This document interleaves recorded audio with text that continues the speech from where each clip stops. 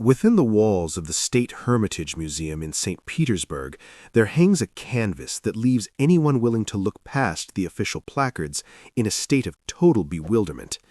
This painting, depicting the events of 1812 in Moscow, hides details that defy the logic of a typical fire.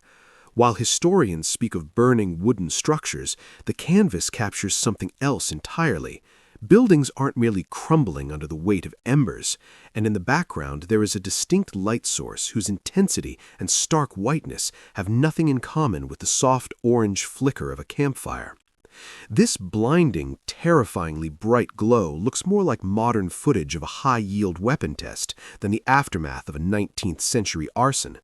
The visual signature of this event is practically identical to the thermal radiation of a nuclear detonation, something no one in that era should have even been able to imagine. We are taught that 1812 was the time of muskets, cavalry charges, and Napoleon's tactical maneuvers, yet cold statistics turn this heroic epic into an unsolvable riddle. Only 10,000 soldiers ever returned, making the campaign the greatest military disaster in history. But if you look closely at the evidence of the time, it becomes clear that this wasn't just a standard war between two rulers. We are talking about something much more massive, a systematic and technical dismantling of an entire empire, which authorities later tried to completely erase from the memory of generations. The official version of events literally falls apart when you discover that in 1812, catastrophic fires didn't just break out in Russia, but across the entire northern hemisphere. These weren't random blazes started by sparks or carelessness. Massive metropolises were reduced to ash in a matter of hours. In Moscow, the fire raged for 6 days, creating its own atmospheric anomaly. Witnesses described wind currents so powerful they literally lifted people into the air, while the temperature reached such extreme levels that granite and brick walls actually began to melt. The impossibility of explaining the events of 1812 as a standard military conflict becomes strikingly obvious when you analyze the state of the cities before they even made contact with the army. Official chronicles insist on a scorched earth tactic, but French intelligence reports paint a completely different picture. They entered settlements that were absolutely empty, yet entirely intact. Homes stood untouched, food remained on tables, and personal belongings were exactly where they should be, as if thousands of people had simply vanished in a single instant.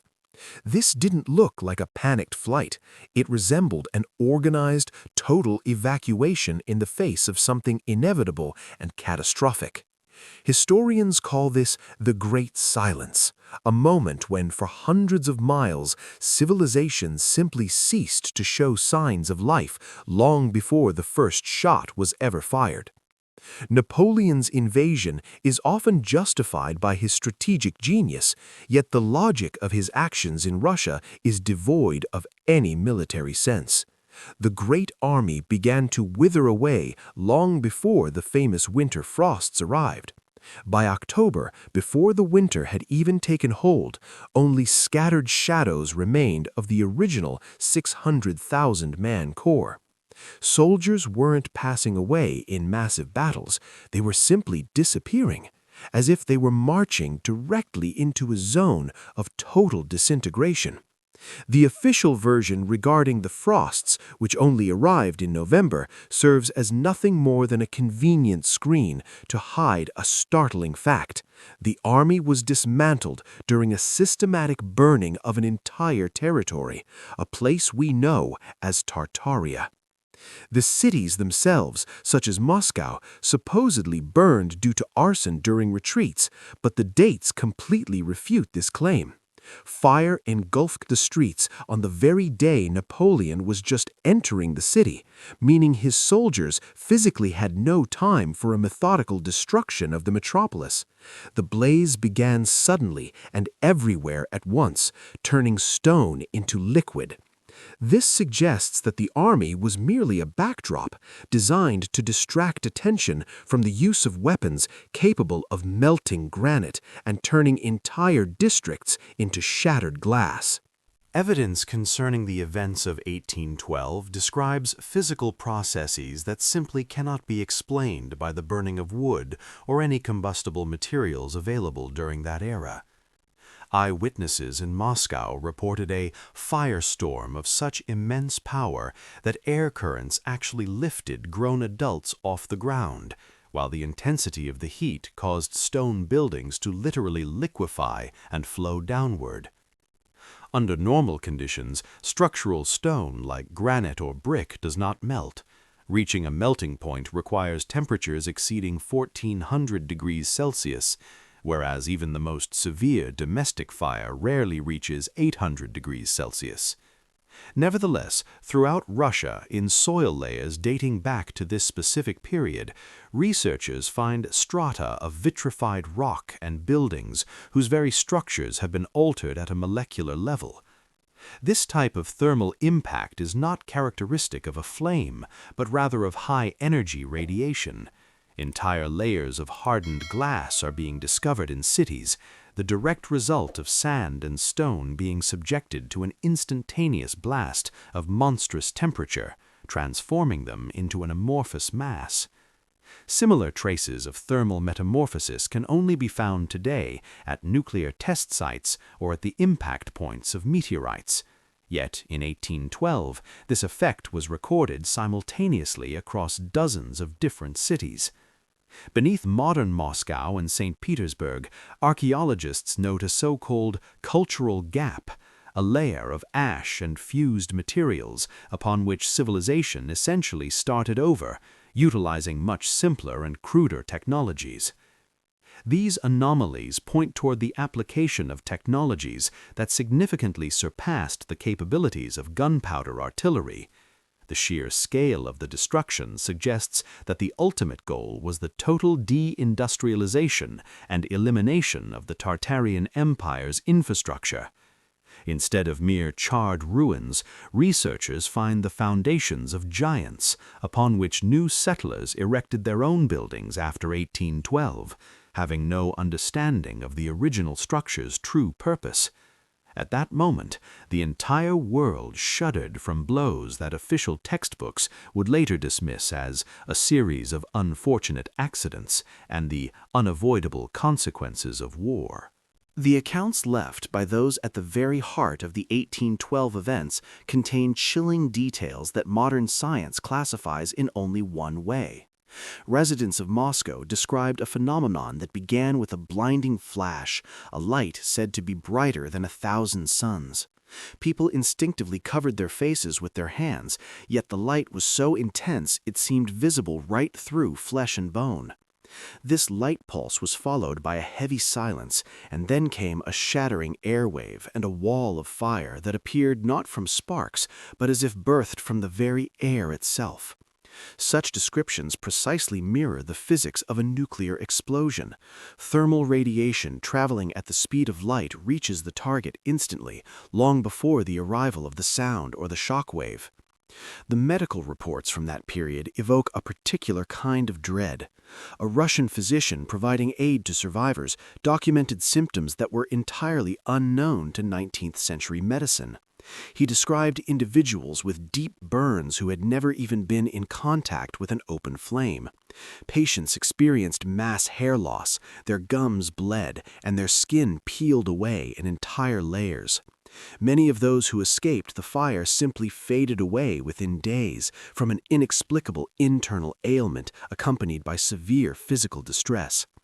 Today, these records read like a classic textbook on acute radiation sickness caused by exposure and radioactive fallout. Traces of this impact remain not only in human memory, but in nature itself. Soldiers positioned near the epicenters mentioned the strange appearance of the surrounding forests. Trees stood stripped of leaves and bark, but with branches intact, with every trunk leveled in a single, precise direction, radially away from the city center. This pattern is characteristic of a massive shock wave that literally blows away organic matter, leaving only the skeletons of the woods behind. All these facts suggest that behind the official curtain of 1812 lay a global catastrophe, leaving a radioactive footprint that remains impossible to hide even centuries later.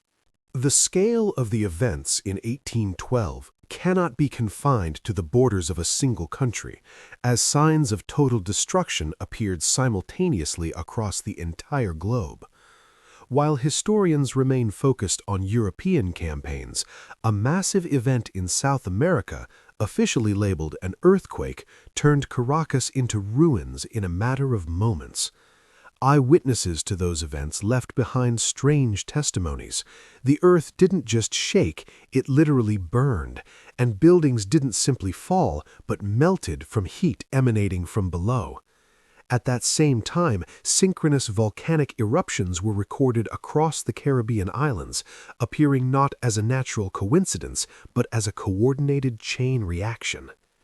On the Asian continent, the situation repeated itself with terrifying precision. Major cities like Delhi, Calcutta, and Manila were engulfed in catastrophic fires between 1812 and 1813. In North America, fire destroyed significant areas of New York, Philadelphia, and Baltimore. Washington was scorched so thoroughly that government buildings had to be reconstructed from scratch. Official versions blamed these on accidents or the consequences of local wars, but the simultaneity and identical nature of the destruction across different continents point toward a single global scenario. All these facts assemble into a picture of the systematic destruction of a unified world system, the Tartarian Empire. This was a civilization with advanced infrastructure, a unified architectural style, and technologies that modern history refuses to acknowledge. A global reset was necessary to erase the traces of this powerful entity and reformat the world for the needs of new rulers. After the ash settled and the radiation levels dropped, the process of replacement began. Simplified structures started appearing on the sites of majestic megalithic constructions, while the knowledge of that former greatness was declared a myth or simply forgotten. Evidence of the 1812 catastrophe isn't just locked away in dusty archives. It's etched into the very skyline of our modern cities if you only know where to look. Once the global flames finally subsided, a strange period of silence began, followed by a noticeable decline in construction technology. Letters from a British engineer working in Russia during the 1820s shed light on the massive scale of this cover-up. He noted that the destruction attributed to Napoleon's retreat actually far exceeded the capabilities of any army of that era. The stones of the buildings weren't merely scorched, they had been transformed by a heat so intense that no earthly fire could have produced it. Beneath the rubble of ruined cities, builders discovered foundations of incredible proportions, remnants of structures far superior to anything humanity is capable of erecting today. We were essentially rebuilding civilization on the bones of giants, employing primitive methods where high technology once reigned supreme. This era marked a total cultural rupture, a moment when the continuity of knowledge was violently severed. Architecture after 1812 became simpler, more utilitarian and smaller, as if the survivors were merely trying to imitate the grandeur of the past without understanding its true essence. It was then that official history began to take on the familiar characteristics of a stage set. The real reasons for the disappearance of Tartaria were replaced with tales of the harsh Russian winter, accidental blazes, and tactical maneuvers.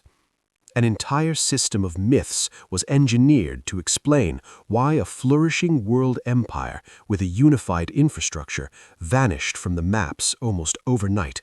The true memory of those events isn't captured in textbooks, but in the layers of ash beneath our feet, in the melted granite embankments, and in the radiation scars left on the stones of ancient buildings. We are living in a world that was reset just over 2 centuries ago, Acknowledging that 1812 was not a localized war, but a global high-energy catastrophe, completely alters our understanding of the modern age. This realization forces us to view history not as a linear progression of progress, but as a series of cycles, where our current civilization is merely a shadow of the one consumed in the fires of the Great Reset. Subscribe, because what comes next is something you've never heard before.